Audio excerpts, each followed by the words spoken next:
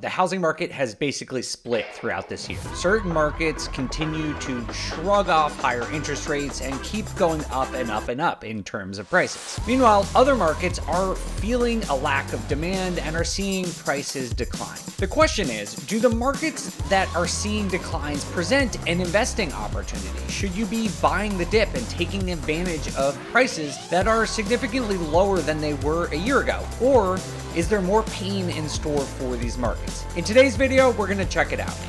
Before we get into that, you all know that I love data. I'm always talking about it every single week on these videos here on YouTube. But to get deals, there is really only one source that you need, and that is PropStream. PropStream helps investors find motivated sellers in pretty much any market across the country, and you can search through these properties using hundreds of different filters. You can look for deals on market, you can look for deals off market, you can run comps, get in touch with sellers using their many different marketing channels, and you can analyze deals to your heart's desire. When inventory is tough to come by, like it is right now, PropStream is where you can find your next property. If you want to check it out and see all they have to offer, just go to propstream.com/BP. Are markets that are seeing declines good investing opportunities right now, or is there further risk in these markets? When I look across the United States and try to figure out which markets are seeing the biggest declines, a lot of small cities are actually seeing the most dramatic declines. A lot of them are actually weirdly in Iowa, I see a lot in Indiana, places where we're seeing 12, 14, 15% year-over-year declines, which is pretty significant. When you look at bigger markets, which is what I'm going to talk about today, because honestly, those smaller markets have so few home sales that the data gets a little bit wonky. So I'm going to only look at bigger markets that we can really trust the data for. And when we go into these markets, the big ones that are seeing the biggest declines, I've been noticing that this trend that is really interesting that I want to explore today. Some of the metros that have the worst short-term conditions in the housing market have some of the best long-term fundamentals to them. And that's why I started this video by asking whether they're good opportunities, because that presents an interesting question, right? If they have good long-term fundamentals, is it worth jumping into the market when prices are low, because over the long run, they're probably going to rebound and start growing again? To demonstrate this trend that I've been seeing, I've picked out 3 markets that we're going to talk about today. The first is Phoenix, Arizona, where prices have dropped 4.8% year over year. The second is Provo, Utah, where prices have dropped 5.2% this year. And the last is Austin, Texas, which really takes the cake for price declines, at least for big cities, with a 10.5% drop year over year. Now, in the grand scheme of how much interest rates have gone up over the last year, Provo and Phoenix, seeing 4 or 5% drops is not all that dramatic. I would not call that a crash. I would consider that a correction. Austin, at 10.5% on the line, correction, crash, call it whatever you want. But either way, these markets are certainly seeing declines. If you look at least 2 really important fundamentals, wage growth and population growth, because those both really impact the demand for housing in a given market. If you look at both of those, they're really strong in all 3 of these cities. First, let's look at population growth. This is probably obvious to all of you, but prices for housing, like everything in a market economy, are dictated by supply and demand. And when more people move or are born into an area, that increases demand for housing. So this is really important for understanding if these markets are going to recover and prices are going to go back up. If you look at Phoenix, the population was up 1.4% in just the last year. And that may not sound like a lot, but just for context, population growth in the country as a whole was 0.1%. So it was 14 times higher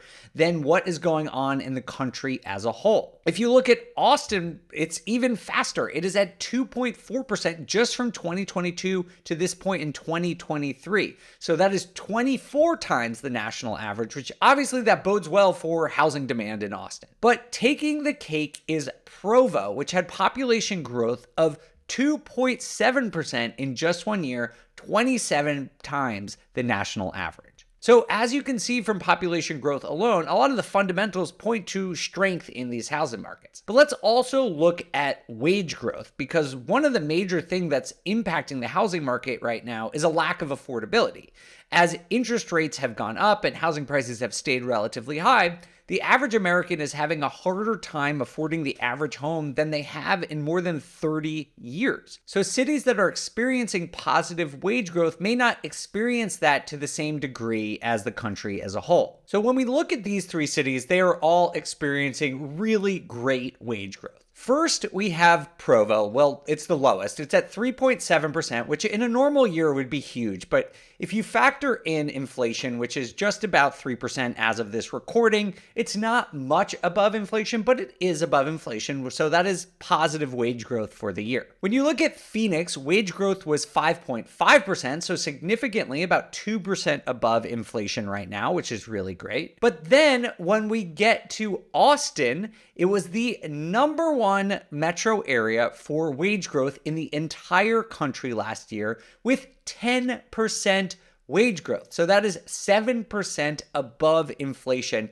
That is very significant real gains in spending power. So again, when you look at these fundamentals, it shows that even though these three markets are experiencing some of the biggest declines right now, they have really good long-term growth prospects. So what does this mean?